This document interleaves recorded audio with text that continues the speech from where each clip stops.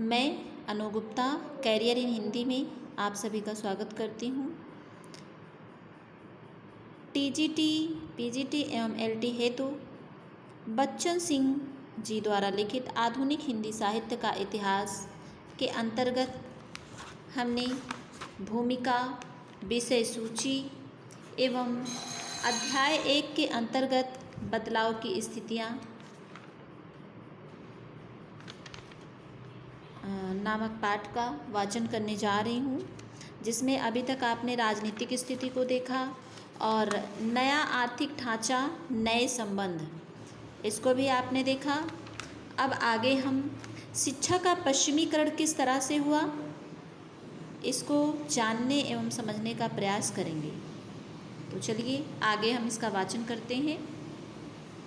अंग्रेजी राज्य की स्थापना और आर्थिक परिवर्तनों के संदर्भ में जीवन की नई समस्याएं पैदा हुई। इन समस्याओं से जूझने के लिए नए दृष्टिकोणों की आवश्यकता पड़ी। कहना ना होगा कि नई शिक्षा प्रणाली द्वारा जो ज्ञान विज्ञान उपलब्ध हुआ, उससे बहुत सहायता मिली।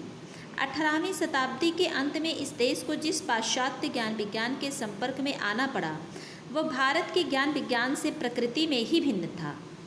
भारतीय ज्ञान गतानुगतिक और परंपराभुक्त हो चला था।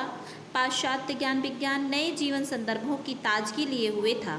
भारतीय ज्ञान विज्ञान का लक्ष्य आध्यात्मिक और पारलौकिक था, तो पाश्चात्य ज्ञान विज्ञान का लक्ष्य भौतिक और इहलौकिक। इस देश की विद्या वर्ग या जाति विशेष तक सीमित थी, पर पाश्चात्य विद्या सर्वसुलभ थी। फिर भी ज्ञान विज्ञान के अनेक क्षेत्रों में इस देश ने अभूतपूर्व प्रगति की थी। दर्शन, ज्योतिष, गणित, औषधि विज्ञान, धर्मशास्त्र, काव्यशास्त्र, व्याकरण आदि में इसकी जोड़ का कोई अन्य देश नहीं था, पर अब उन्हीं को दोहराया जा रहा था। नई उद्भावनाओं का मार्ग अवरुद्ध हो चला था। वेदांत की आप्तता, वर्णाश्रम धर्म की श्रेष्ठता, इहलौकिकता के प्रति अनासक्ति भाव यथास्थिति बनाए रखने के पक्षधर थे। नई परिस्थितियों में उनकी उपयोगिता के आगे प्रश्न चिन्ह लग गया था। मुसलमानों में भी उसी प्रकार की गतानुगतिकता घर कर गई थी।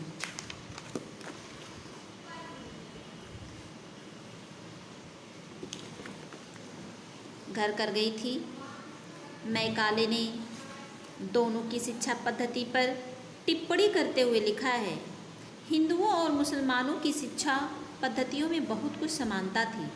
वे उस भाषा में शिक्षा देते थे जो जनता की भाषा नहीं थी। उनकी शिक्षा का मूल स्रोत धर्म था और उसकी आप्तता अपरिवर्तनीय थी।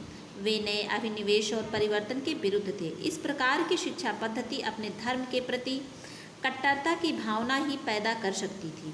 इनके द्वारा शिक्षा पद्धति इनके द्वारा स्वतंत्र व्यक्तित्व और विवेक सम्मत वैज्ञानिक दृष्टिकोण का निर्माण संभव नहीं था।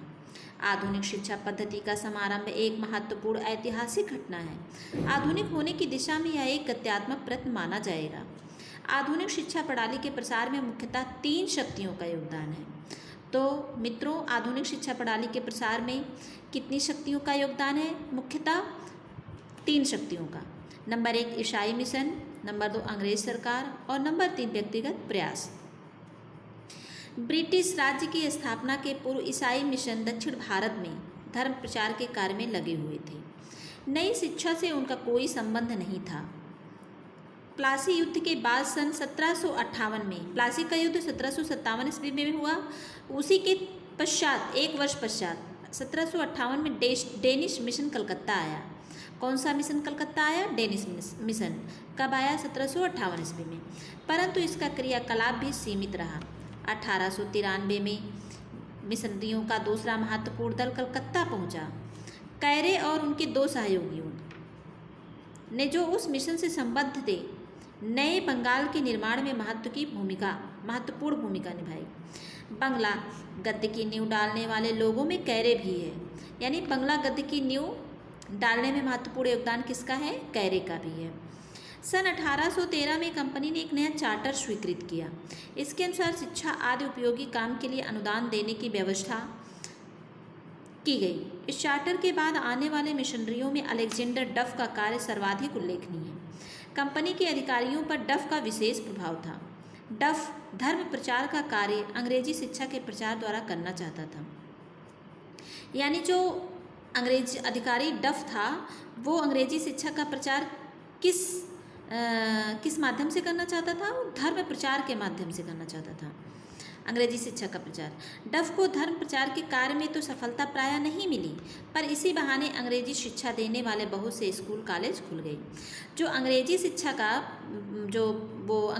का प्रयोग कर रहा था धर्म के प्रचार के लिए, लेकिन अंग्रेज अधिकारी डफ को धर्म प्रचार में कोई सफलता प्राप्त नहीं हुई, लेकिन हाँ अंग्रेजी शिक्षा में उसको बहुत तादाद में उसे सफलता मिली। इस तरह से मित्रों आगे हम बढ़ते हैं। ईसाई मिशनरियों ने जो कुछ कार्य किया उसके पीछे ना तो कोई आध्यात्मिक प्रेरणा थी ना अनुग्रह की भावना। वे ईसाई धर्म प्रचार में लगे हुए थे। अपने धर्म के प्रचारार्थ उन्होंने हिंदुओं और मुसलमानों के धर्मों पर निसंकोच आक्रमण किया, उनकी निंदा की। प्रत्येक मिशन स्कूल में ईसाई धर्म की शिक्षा अनिवार्य थी। उनका विश्वास था कि प्रत्येक अध्यापक विज्ञान और गणित पढ़ाते हुए प्रकारांतर से भारतीय धर्मों को तोड़ने में मदद करता है। पर आंकड़ों से जाहिर है कि बहुत कम लोग ईसाई धर्म की श्रेष्ठता से प्रभावित होकर उसमें दीक्षित हुए। जिन लोगों ने उस धर्म को स्वीकार किया उन लोगों को प्रेरणा देने वाली वस्तु धर्म की श्रेष्ठता नहीं, अर्थ की श्रेष्ठता थी। यानी उनका मूल उद्देश्य क्या था? आय का स्रोत बढ़ाना। फिर भी मिशनरियों के अपने काम ने भी भारतीय भाषाओं को गद्य शैली दी। भारतीय भाषाओं में जैसे हिंदी, बंगला, मराठी, गुजराती आदि, इनकी गद्य शैली अत्यंत आरंभिक स्थिति में थी। जनता में धर्म के प्रचारार्थ मिशनरियों को उसकी ज़रूरत महसूस हुई। कैरे, ब्राउन, नेवलिन, स्किनर, बैले आदि जो अंग्रेज अधिकारी थे, उन्होंने भारतीय भाषाओं में बाइबिल का अनुवाद किया। स्कूलों में पढ़ाने के लिए उन्हें पाठ्य पुस्तकें भी लिखनी पड़ी। भारतीय धर्म पुराण